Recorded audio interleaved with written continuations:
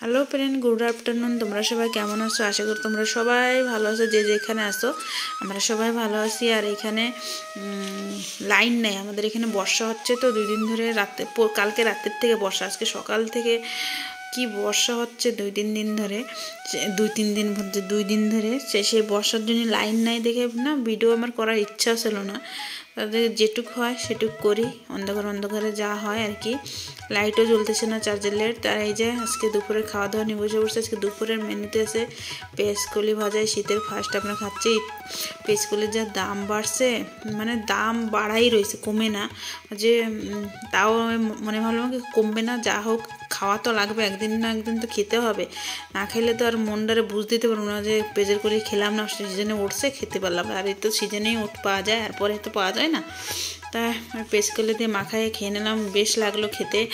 তার সাথে পেঁয়াজের কলির সাথেও পেঁয়াজ খেতে হয়, কাঁচা পেঁয়াজ, এরকম একটা ব্যাপার আছে আমার। সব কিছুতে কাঁচা পেঁয়াজ লাগে। আর ওই দেখে এবার চলে আসছে সিম করছি, সিম আলু বেগুন দিয়ে করছি। যে ভাত মাখানে এতে না বড়ির একটু দরকার ছিল। আর আজকে কাঁচা লঙ্কা আনতে ভুলে গেছি, একটা ব্যাপার হয়েছে, কাঁচা লঙ্কা আনতে ভুলে গেছি।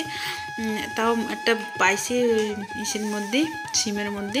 তো সেটা মেখে নিলাম ভাতটা দিয়ে। মেখে এবার খাইয়ে দেখবো কেমন হয়েছে সিমটা। আর এই সিমটা না অনেক দিন হয়ে গেছে, অনেক দিন ঘরে ছিল, তাই আজকে ভাবলাম করে নিই। তাই এবার এই যে মাখায়ে সিমটা একটু শক্ত শক্ত হয়েছে, অনেকদিন যেহেতু ছিল অনেকক্ষণ ধরে করছি, তাই মাখায় মুখে দিয়ে দিলাম।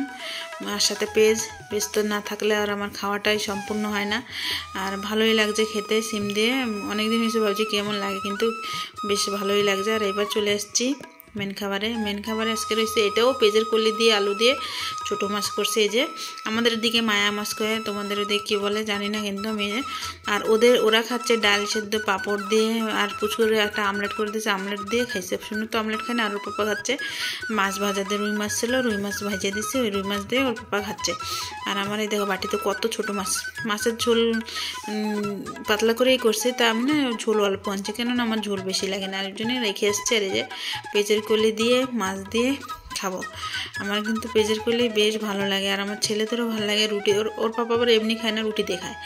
তাই রাত্রের জন্য রেখে দিছি পেঁয়াজের কলি ভাজা অল্পই, দুপুরে আনছি। আর মাছে যেহেতু দিছি, এবার ভাতটা মাখায় নেবো। ছোটো মাছ তো মনে হচ্ছে এবার এর মধ্যে রয়ে গেছে নাকি, ওই জন্যই দেখে নিলাম। আর পেঁয়াজের কলি দিয়ে মাছ দিয়ে ঝোল করছি, পাতলা ঝোল। খেতে কিন্তু কাঁচা লঙ্কা, এই যে একটা কাঁচা লঙ্কা পাইছি, তাও না ঝাল হয়েছে কিনা জানি না, কিন্তু মাখায় নিলাম।